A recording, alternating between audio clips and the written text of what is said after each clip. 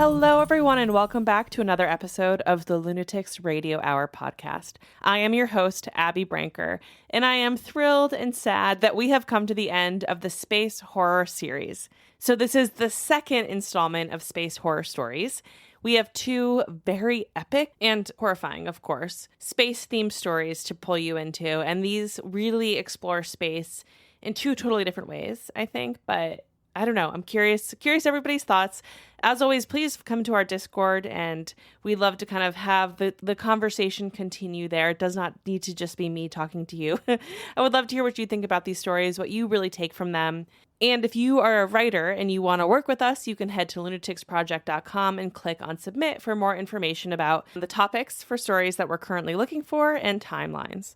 So let's just get right into it because we have these two amazing stories that are burning a hole in my pocket. I'm just going to roll the tape and we'll come back and talk about it after.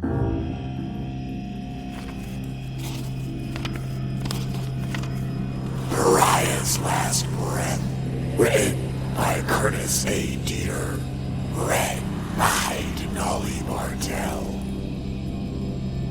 Rajul's final breaths were strained, and her chest filled with an icy hot fire every time she inhaled. Silence screamed at her as she stared into its eyes. His eyes, she reminded herself. The face staring back had been a familiar one, a dear old friend, but it was so horribly unfamiliar now. A grotesque, twisted visage of somebody she used to know. This face staring back was the last thing she would ever see. As dark space faded from her periphery, Rajul's mind wandered, and the cold didn't bother her anymore. Forever was not far away. For her, it all started when she first left Planet Side, but it only began to end a couple hours ago. There's nothing here, man. Shit. Ahmed slapped his palms on the nav console. Scan again. But the power cells. Scan again. Ort, damn it. We've been out here for months. Ain't no way we're this alone. He turned away and grumbled something to himself about the improbability of wandering so far off course. Rajul rolled her eyes. They'd been drifting at sublight for almost half as long as she had been pilot. This wasn't how her promising career was supposed to play out. When she signed to the Pariah, she expected excitement and rewards beyond her wildest dreams. That was what the Holocure had promised, at least. It was to be the opportunity of a lifetime. A chance to leave her dust-covered home planet behind for good and discover the universe's infinite possibilities. Rajul sighed and coded another scan. By her calculations, they had maybe 1 or 2 days left, and only if they decided they no longer needed life support systems.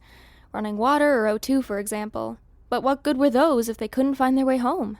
Scan initiated, she said. Results incoming, less than 30 seconds. Rajul rested her chin on her fists. A far-off star twinkled, its binary made dulled beneath its sudden flash of radiance. She couldn't help but smile as she stared into the vast array of brilliance laid before them. So many, many possibilities. She sighed again. A weight suddenly lifted off her shoulders.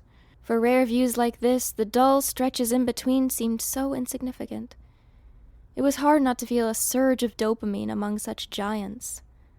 So many ways for an orphan to make a better life for herself. It's funny. We spend all our lives looking out, don't we? To the next block, to the horizon, to the stars. Then, when we've finally gotten where we've always wanted to go, we set our sights even farther. Great, fine, whatever. Why don't you stop daydreaming and read the scan results? Ahmed adjusted the thrusters and tweaked the Pariah's trajectory with an inhuman precision. We could die out here, you know. It'll be you that goes first. Think about that for a second and focus. We're dead already, she wanted to say. Her reverie abruptly ended. We're ghosts, and no one can save us. They'd been floating listlessly for too long. The light text blew within the scav's first few days, and they were beyond reach of even the most sophisticated communications arrays. Not even Ahmed, with his built-in training mods and schema upgrades, could repair the Pariah. Her life support was strained, and any minute they would be oxygenless, powerless, and stranded in the middle of the cluster's largest known debris field. Many folks made their fortunes out here, but many more perished, becoming yet another statistic. Well, Ahmed's glare cut through the scant remains of her confidence. It always did. Give me a sec to review the output, man. I'm not like you. I can't just dial in and voila, here's a full report of the detailed stat and 723 different contingencies. Ahmed shoved her aside. Let me do it then. He unhinged the flap behind his neck and unwound the fine wire tapped into his brainstem.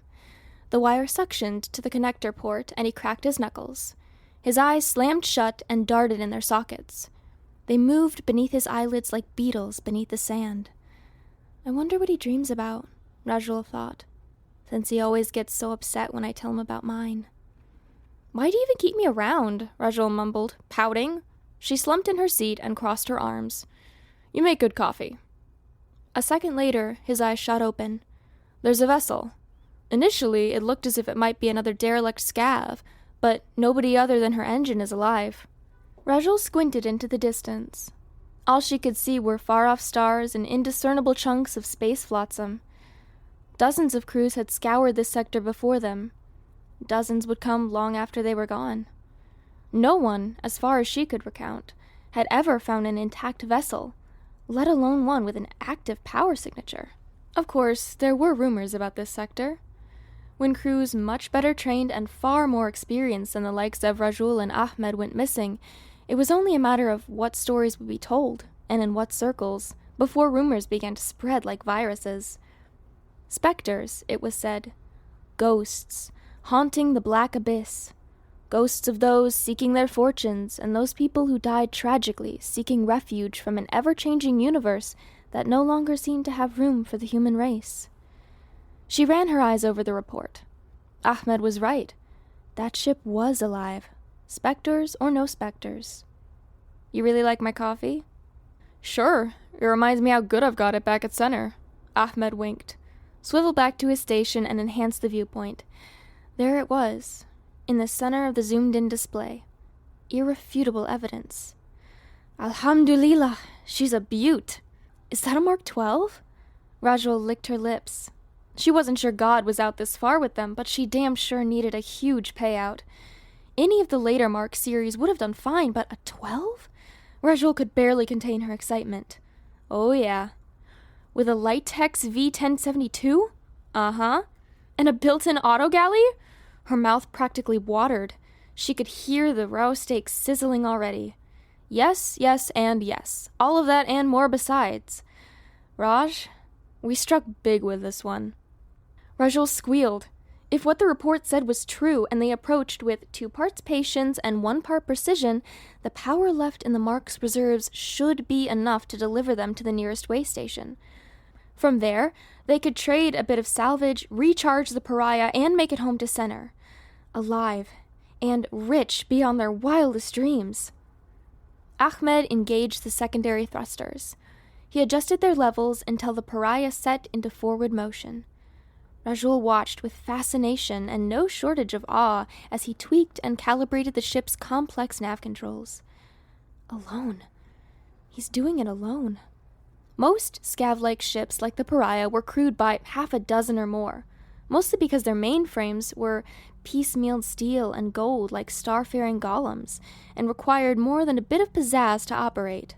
But Ahmed made the work look mundane, boring even. Most of the time, she just had to sit back and be ready to jump in if he needed her for confirmation or banter. Or coffee, as it were. He held up a finger, froze for a moment, and then dropped it. Rajul knew exactly what that meant. She opened the port and starboard exhaust vents, dialed in their intake valves, and adjusted the angle for the thrusters. The Pariah turned incrementally as she guided it towards the Mark 12. The controls vibrated as the ship's outward grav shields fought to disperse the sea of debris between them and their prize.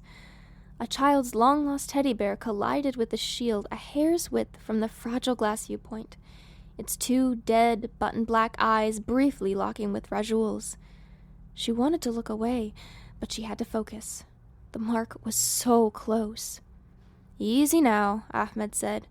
Little more. Hold her steady. Sweat beaded at Rajul's temples, and the joystick threatened to slip free from her nerve-moistened palm. Her heart throbbed so loud she was sure Ahmed could hear it, but she held the Pariah steady as the ship's trajectory changed, Nanometer by nanometer. A red light began to pulse. Shit, not now. Power levels below 0.005%. I see it. Just a little more, Raj. You're doing great. She felt the remaining oxygen siphon from the bridge. A mechanical mask dropped from the ceiling above her. She didn't dare avert her attention, but she could almost see Ahmed busy cutting off every other power-utilizing function, saving every last breath of the pariah's power for the thrusters. The pariah jerked, and the lights blinked out. Total silence engulfed them. Neither said a word. They stared out the viewpoint at the nearby Mark 12 and held their own breaths as they drew closer and closer. Plugged in, Ahmed switched himself back into the mainframe. He was gone too long, and Rajul's stomach tied into knots. She reached for the O2 mask and took a long, desperate drag. I could kiss you, he finally said. Please don't. Rajul scrunched her nose and curled her lips. But does that mean we did it? A huge smile crawled across his face. Ahmed rarely smiled. When he did, all the wiring and connections beneath his skin stretched and protruded like 1,000 displaced bones. It didn't have a particularly reassuring effect, especially the way his electronics looked, as if they might tear through his flesh at any moment. Rajul wondered how much of him could still be considered man. She asked him once, but the whole exchange left her feeling as if she somehow crossed a line. He dismissed the question with a joke, like always. No worries, babe, he had said. I'm just me, and that's all I'll ever be. You ever need something toasted, though? I'm your man. She never brought it up again. But she still worried. What if the silicone animal took over? Was he truly in control, or would the techno-beast eventually supplant the man? It was all in his files, for those who knew how to decrypt them. Ahmed's sordid affair with mods began early in his military career, starting with the usual upgrades. A visual enhancement here, an auditory tune-up there, bone density improvements, memory database expansions, tiny biobots introduced to artificially strengthen and repair muscle tissue. By the time they grounded him, Ahmed was walking around with virtually every piece of military-grade mod tech on the market and some experimentals banned galaxy-wide under the Kepler conventions. His tech came in handy, of course, but it low-key terrified Rajul. What if he turns against me? What if he loses control to the codes? What if he gets hacked? There were no fail-safes, no off-switches. It was only her and Ahmed, a failed biosac, and one of the universe's most advanced ex-Special Forces cyberscavs. She could see the Mark 12 with her naked eye now. It's beautiful. They spared no expense, did they? Some trust fund kid on Earth is going to be giddy with greenbacks when the word gets through. The Mark 12 was a sleek, silver goddess of a ship. She could be manned solo, but she boasted more than enough interior space for a family to ride comfortably with all the extra amenities. The Mark 12 was a sleek, silver goddess of a ship. She could be manned solo, but she boasted more than enough interior space for a family to ride comfortably with all the extra amenities. The 12 was space travel for folks who didn't relish the inconvenience of space travel, but still wanted to brag that they had explored the wild black yonder. She was faster than Hadron, too. You're drooling. Huh? Rajul said, wiping her chin. Shut up, I'm not. She managed to compose herself, though her cheeks continued to throb rosy red with embarrassment. So, how do we do this? Under normal circumstances, we'd dock. Ahmed keyed a series of commands into the pariah's mainframe and shook his head. Rajul didn't need to check their power levels to know docking wasn't an option. Ever spacewalk? Rajul shook her head. Suit up. It's your lucky day. He punched a yellow button, and a hidden cubby, like a retro glove box, swung open. 2 orange, vacuum-sealed clumps attached to a series of unorganized wires and tubes dropped between them. He hit another button, and the suits disconnected, slid out, and began to ooze and expand on the floor between them. Rajul side-eyed the wrinkled lump of material. You're kidding. Ahmed whistled and rubbed his hands together. They might be snug, but they'll have to do. I'm not wearing one of those. Ahmed shrugged. Suit myself. I'll go on my own. Keep an eye on the ship's gravlock, will ya? I don't know about you, but if I have to choose, I'd rather die in here than out there. If I have to choose, I'd rather not die at all. He shrugged again. There are worse things than death, Raj. Ahmed suited up and stepped into the airlock. It sealed with a hiss, and he threw Rajul 2 thumbs up. Without thinking, she entered her override, took control of the pariah, and keyed an OTP that initialized depressurization within the airlock. Ahmed faked like he couldn't breathe, and Rajul flipped him off and stuck out her tongue. Then he disappeared into black space, the airlock sealing tightly behind him. Suddenly, Rajul felt as if she were locked in a coffin. It was eerily quiet inside the pariah, and stiller than a corpse. "Can you hear me?" It was as clear as if he were right beside her, and the sudden interruption of his voice made her jump. "Damn it, Ahmed!" She held a hand over her fast-beating heart. "How is it out there?" "Cold, I think. Can't see much right now." The sound of Ahmed's deep exhalations punctuated every sentence. "Ton of debris, the side of this Smark, that massive space mutant." For a moment, her heart skipped. "Har, har, har, so funny. Can you get to the ship?" Calm silence answered. Rajul cycled through the pariah's servo cams until she found what she was looking for. Ahmed bounding steadily across the hull towards the derelict. No, she thought. It's not just calm silence. It was utter silence. The silence of void. Of one last desperate hope at finding a way home. It was the silence of two people, alone in a universe filled with trillions and trillions, none of whom could help them even if they tried. "The silence of our coffin," she mused, and the image brought claustrophobia screaming back. Ahmed stopped, swiveled his head like a satellite's array one way, then the other. Innumerable metal fragments hovered between the two ships, forever frozen in space, suspended in a state of infinite rest. If Ahmed timed his jump wrong, if he contacted even the most microscopic piece of debris, it would be all over for him. If he gave space's cold, prodding fingers a place to tear in, not even his extensive mods would save him. "Be careful, man." "Aw, you're worried about me? That's adorable." Rajul blushed. "Nah, I just can't get this heap home without you." She shivered. "Now, would you hurry up? It's getting cold in here." Ahmed bent at the knees and kicked off the hull. He floated toward the Mark 12 like a ghost, arms tucked and body needle-tight. Rajul looked away and held her breath. After what felt like an eternity, she risked a quick peek out of the corner of her eye. "He's so close. Just a few more meters," she thought, and heard a thwunk. But Ahmed's sudden contact with the derelict was as soundless as everything else. "Frozen yet?" he asked. "Nope, not yet." "Damn, I didn't take long enough then," he chuckled. And Rajul smiled with relief. "Plugging in now. Hopefully she has enough reserves to fill our heap with enough juice to get us home." Rajul had yet to process how she would feel if they were really going to die. So far, she kept giving herself enough hope to ignore the facts. Maybe we'll find a last-second power source. Maybe the source will be enough to not only power life support, but get the engine up and running again. Maybe. But maybes were no longer enough. If they were going to die, she was going to die without holding regrets. "I love you, Ahmed." It sounded like he choked on his own spit. Ahmed cleared his throat. "Excuse me?" "You heard me, man. I love you." No, you don't. I'm not the one. I'm basically a computer, babe. There's nothing left to love here." "That's not what I mean.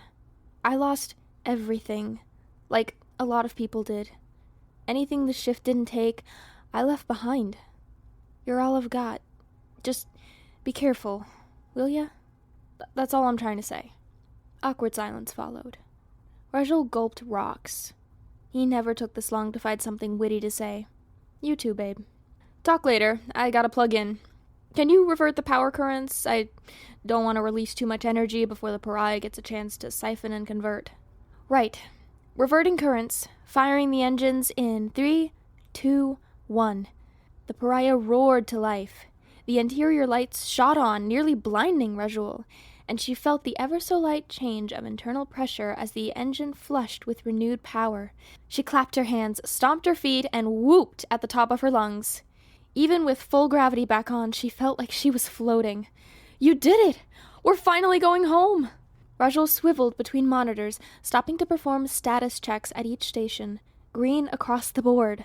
The Mark 12 had supplied the pariah nearly 22% power, more than enough to get them to the nearest way station with their gold mine in tow.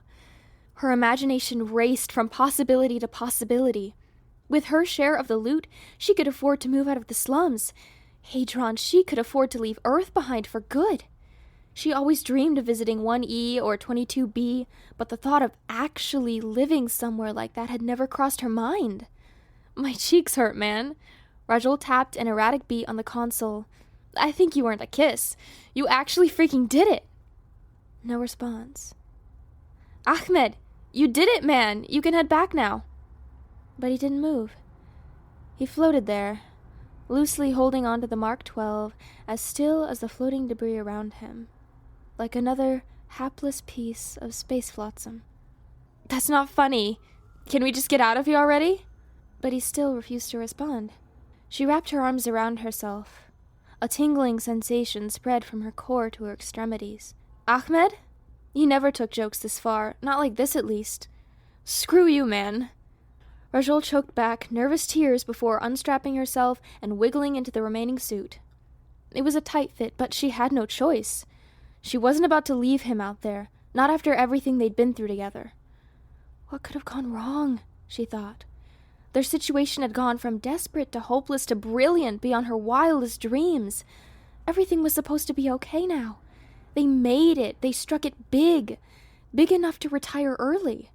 She set a timed depressurization, slid into the airlock, and held her breath once more. Her heart was racing again, and sweat beaded on her forehead and underneath her arms. This would be the first time in open space, and she was stepping into the new frontier without support or guidance. In zero grav, she made her way, hand over hand, to the ship's external tether. Now that the power was on, she could access the panel and strap in. At least if she were to misstep, she would be able to pull herself back to safety. The thought of floating helplessly through space turned her stomach into knots. Rajul made short work of the trip around the ship's hull. She detached from her body and watched herself as if she were a speck of cosmic dust on a meteor. There was something surreal about being in space. She was naked, completely exposed. The entire universe was simultaneously light years away and bearing in on her faster than light speed. Each synthetic breath through the suit's respirator echoed inside her helmet, but no matter how hard she inhaled, she could never seem to get enough air. Ahmed?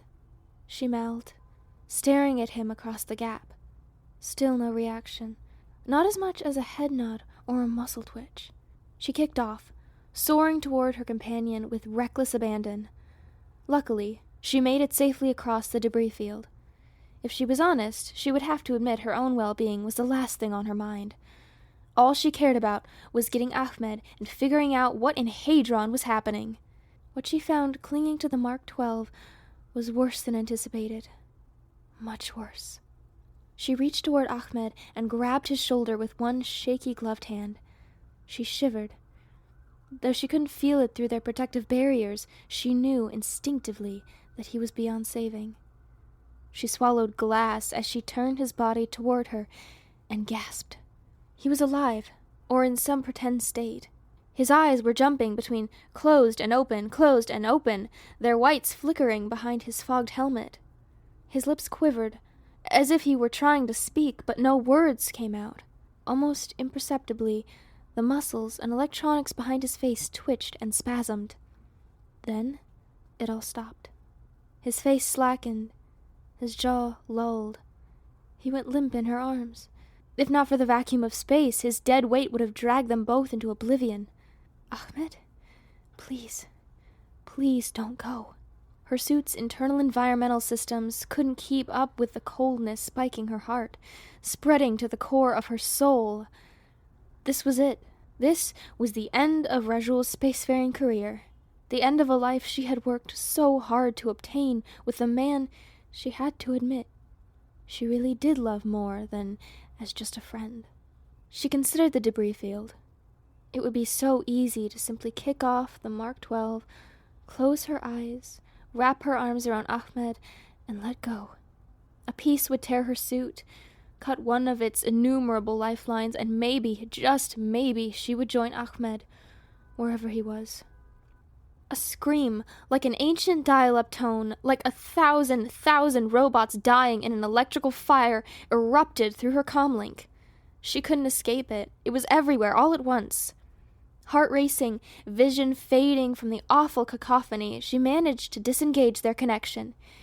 Even so, she thought she could still hear the terrible phantom sound through Ahmed's sealed suit. She screamed back, as loudly as she could, but her own voice was lost to Ahmed's. She could only feel the blood pulsing beneath her temples. Then, as if possessed, Ahmed throttled her. His sudden, unanticipated tackle sent them both sprawling from the relative security of the Mark XII's hull into space's merciless grasp. But she was tethered. If she just clung to her friend, or whatever the nightmarish creature that had replaced him was, they would both be okay. If she could just get them back into the Pariah, back to one of the way stations for diagnostics. But their momentum was too great. She jerked and felt a sharp alteration of their trajectory. The cable tore from her suit and snapped back, receding away from her, well beyond her desperate grasp. They were untethered, delivered to the callous clutches of space. Ahmed continued to scream. An occasional word filtered through, but it was mostly indecipherable coding language. He was foaming at the mouth, and his eyes were filled with blood and flashing blue light. He snapped at the inside of his helmet, and his neck flopped back and forth at awkward, inhuman intervals. Holding her one-time friend at arm's length, Rajul frantically cycled through her suit's life support and integrity readouts. Her oxygen levels were abysmal. She had a few hours at most, unless she tapped into Ahmed's. What good would that do? Drifting listless through space. This time, no maybes left. It really was the end. Ahmed, she said, you stupid son of a... We were so close, too. We had everything we ever wanted. We were finally going to be so rich, so happy. Together. Instead, they were back to nothing. At least in the Pariah, she didn't have a rabid Ahmed screaming in ones and zeros to contend with. At least in the Pariah, there was hope they might eventually find a way home. Now, she was going to die a derelict. Lost among a vast sea of stars, her best friend, her only friend, clawing and scratching at her from inside his suit. A broken man succumbed to the computer within. Rajul's final breaths were strained, and her chest filled with icy hot fire every time she inhaled. Silence screamed at her as she stared into its eyes. His eyes, she reminded herself. The face staring back at her had been a familiar one, a dear old friend, but it was so horribly unfamiliar now. A grotesque, twisted visage of somebody she had used to know. This face, staring back, was the last thing she would ever see. As dark space faded from her periphery, Rajul's mind wandered, and the cold didn't bother her anymore. Forever was not far away. For her, it all started when she first left planetside, but it only began to end a couple hours ago. But hey, she thought, pulling Ahmed tighter to her chest, at least I get to spend the rest of forever close to you.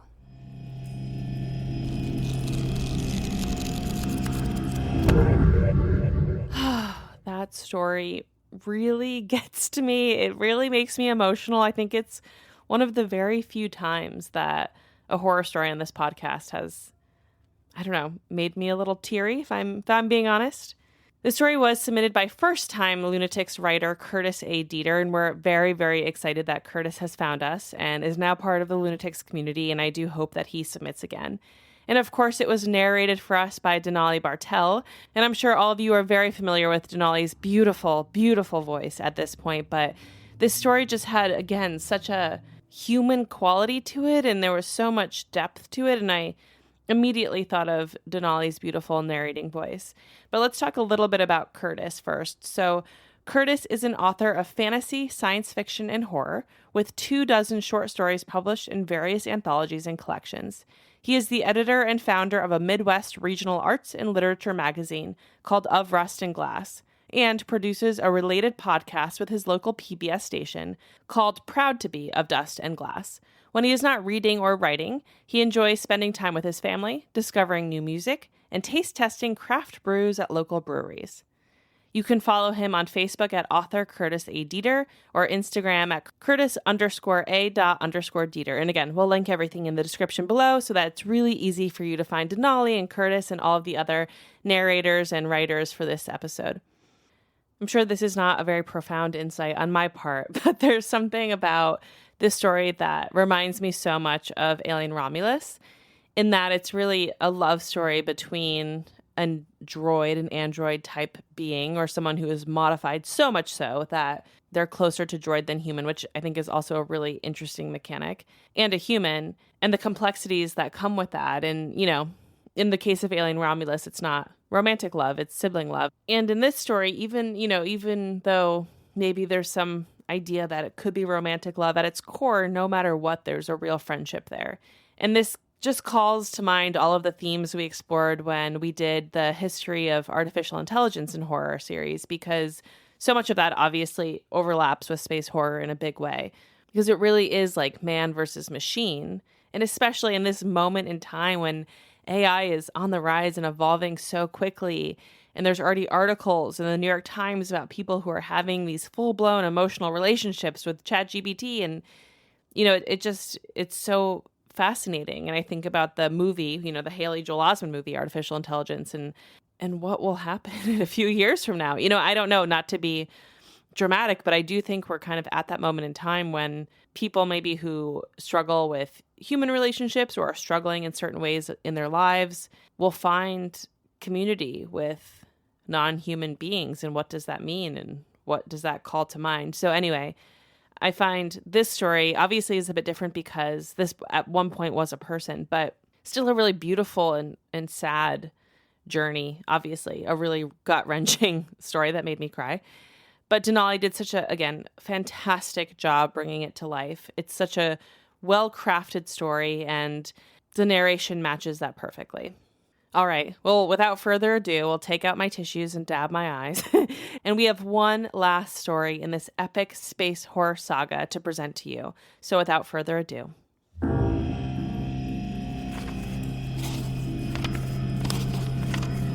Orion Beckons.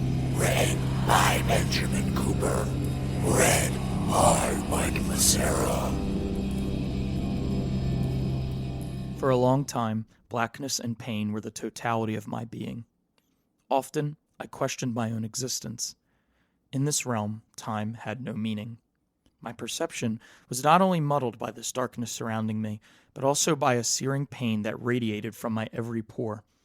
A pain that smelled of rotting flesh, the decaying insides of a previous life. The fermented rot clogged and burned my sinuses. I pawed at my nose in an attempt to fan the odor away, but my efforts were futile. I came to know this agony as stink pain, and it was unbearable. Fragments of memories would surface briefly before retreating into the void. These splintered moments varied, the warm embrace of my beloved mother or a joyous Christmas morn.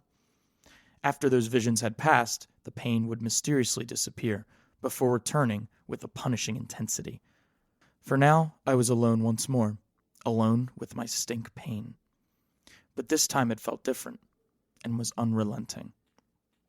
The odd sensation began with a tingling in my toes. It then crept up my feet to my ankles. The tingling transitioned to burning, my feet feeling as if they were on hot coals. My calf muscles ached as the discomfort climbed up my thighs. A stifling heat engulfed me. The overwhelming taste of copper filled my mouth. My legs stiffened. I struggled to flex my feet, and I felt the crunch of bone on bone. When the pain was too much to bear, I prayed for the torture to end. But death gave way to a miracle. The stink pain retreated into the abyss. Then, a kaleidoscope of vivid colors swirled around me. The presence of another was undeniable. A droning hum emanated from the silent oblivion. The mechanized whirring eventually transformed to that of a pleasant female voice. "Orion beckons," the hushed voice said softly, the S sound drawling on until it transitioned to the familiar hissing of the oxygen pipes inside the transport ship of which I was a crew member. The recollection began to seep into my consciousness. Just what had happened to me? The outline of a woman began to form from the swirling torrent of color rushing in front of me. The woman's features took shape as if she was being molded from clay. The rainbow colors of her aura vibrated excitedly, sizzling. Was this beautiful creature my salvation? She held out her hand, gently motioning for me to join her. Suddenly, the figure jolted and her face contorted. I reached out in a desperate attempt to grasp her hand, but it was too late. The clay-colored woman cracked and broke completely apart. The colors dissipated and the darkness returned. My ailments returned with a vengeance. The nothingness had enveloped me once again. But I had been given a gift, a hint to another existence outside the hell of this stink pain. The blackness remained for what seemed like ages. Had days passed? Perhaps years? My faith sank into the vortex of hopelessness. This ever-present nothingness was the basis of my new muted reality. Could I dare challenge this? A bone-chilling cold gradually replaced the warmth. The sweat on my skin froze to crystallized ice. The paralyzing chill spread. My neck stiffened. I couldn't move. My senses were inundated by the timeless, frigid, stinking pain which continuously prodded me as I floated helplessly. Was this what it felt like to die amid the suffocating coldness of space? I felt as if I hadn't moved in eons, yet I was still conscious somehow. Had paralysis set in? I was lost to the ceaseless onslaught of the unforgiving stink pain. Desperately, I tried in vain to move my arms. My mind pleaded for me to succumb to the numbness of the frozen eternity that had enveloped me, for I was a mere speck in the vastness of existence. My future, immaterial to the universe. I could feel the years being sucked from my body, drifting off to orbit some uncharted, distant, dead star. In a way, this fate was liberating. Even the stink pain seemed to no longer have dominion over me. But then, the vivid colors returned, pierced through the blackness, and illuminated my world once again. The woman emerged from the evanescent color once more. Her arms were raised prominently above her head in capitulation to the miraculous landscape of her origin. Mustering all my strength, inspired by her magnificence and fueled by a desire to end my ordeal, I reached for her. The ice covering my arms creaked in protest before shattering. The casts around my legs cracked as well, shards breaking away and floating off. Limbs akimbo, I swam through the ether towards my savior, but instead of extending my arms in a welcome embrace, she prompted me to halt. Without hesitation, I obliged.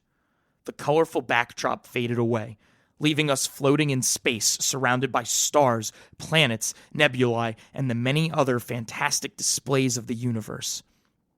She pointed to a cluster of twinkling stars, and then, in the most kind-hearted voice I had ever heard, she told me every star represented another day in my life left to live. No, I was not some existential being, nor was I dead.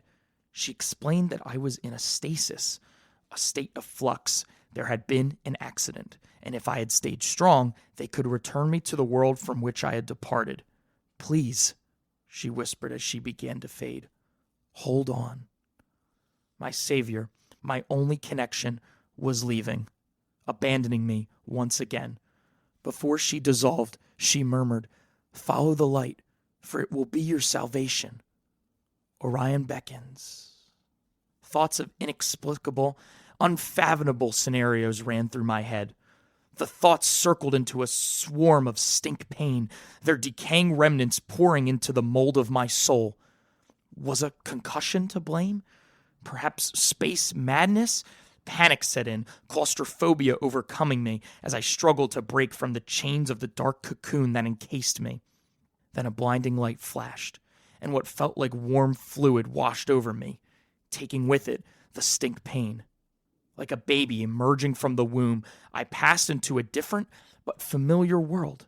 The bright light stung my sensitive eyes. Recognizable voices chattered incessantly in the background. My arm was draped around someone, and they slipped a pair of tinted glasses on me. "Here, these will help," a reassuring woman's voice said. Your retinas may have sustained damage from the prolonged exposure in the stasis field, but once we dock at Orion Port Kilo, the medics will be able to fully restore your vision. We are all fortunate to even be alive after the accident." I looked around. I was in a large cargo hold, a metallic tomb stacked to the brim with boxes, pallets, and equipment. "I was in a wreck?" I asked feebly. Where was the stink pain? My body cried out for its accustomed body-numbing influence. We were in a wreck.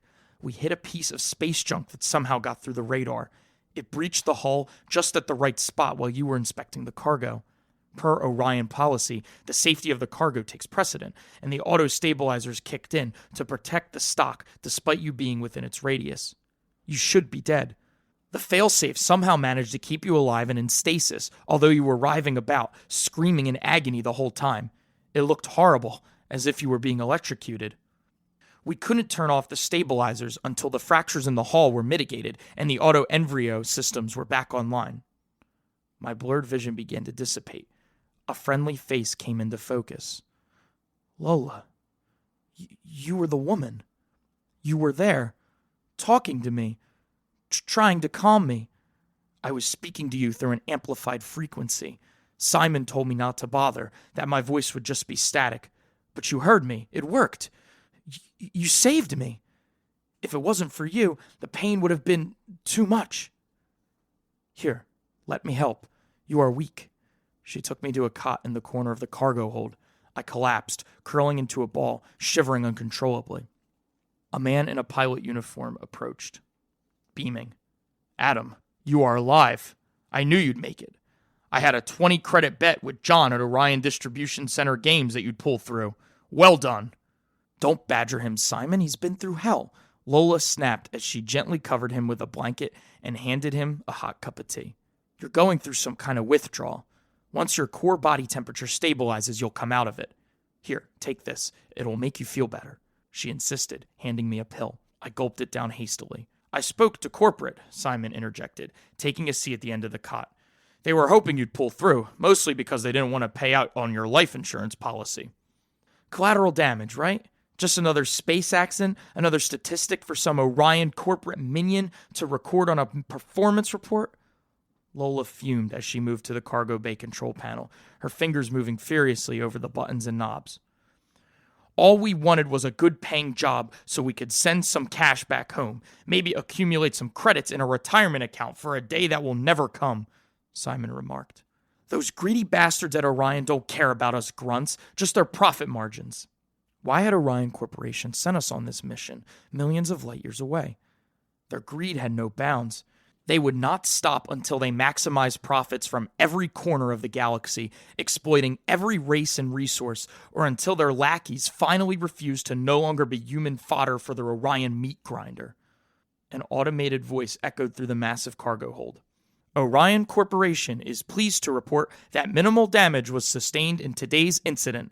The cargo was not compromised, and there are no casualties to report. All personnel will be required to debrief upon docking at Orion Port Kilo. Thank you for your dedicated service." The medication kicked in, and the gnawing void the stink pain had left was no more. My body went limp. I knew this next voyage into my subconscious would be a healing and peaceful one. So I began to dream.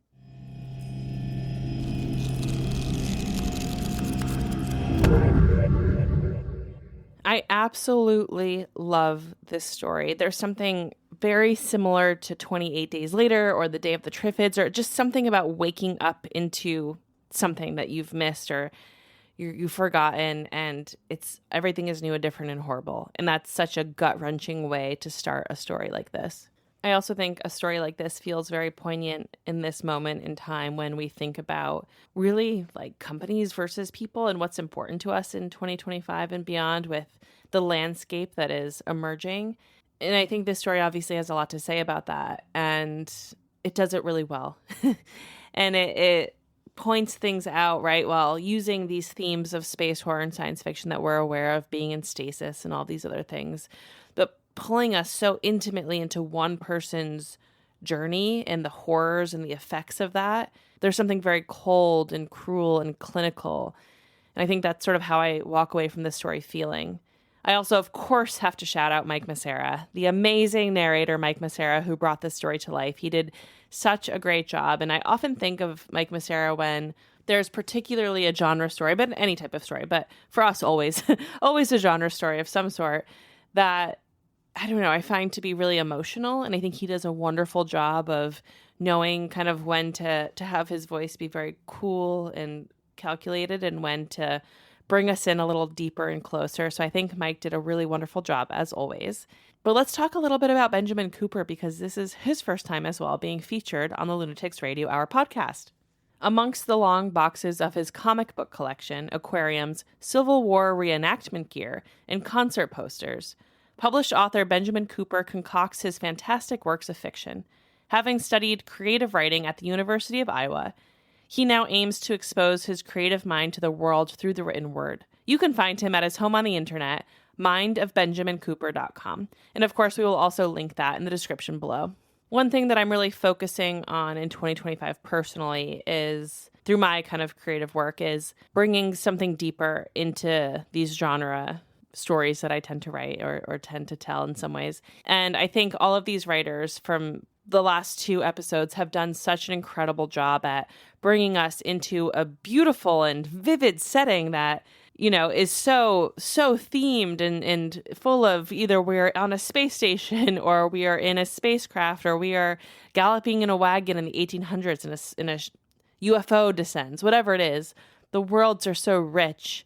And what happens, perhaps, is, again, set in that world, right? A rock full of worms that eat somebody's body from the inside out. But the point of the story isn't that. And it's not about shocking us. It's about bringing us through an emotional journey and connecting that to something in the real world today. I think everyone was incredibly successful at that. And all of these stories have something more to say than, you know, a sum of their parts and how they interact with this theme of space horror. And all of these narrators, just the dreamiest voices in the world. And I'm very grateful to everybody. So thank you all. Thank you for being on this journey with us. We will continue to trudge through this year ahead. And we're very excited for some of the themes that are coming your way. As always, stay safe, stay spooky. Join us on Discord, and we'll talk to you very soon. Bye.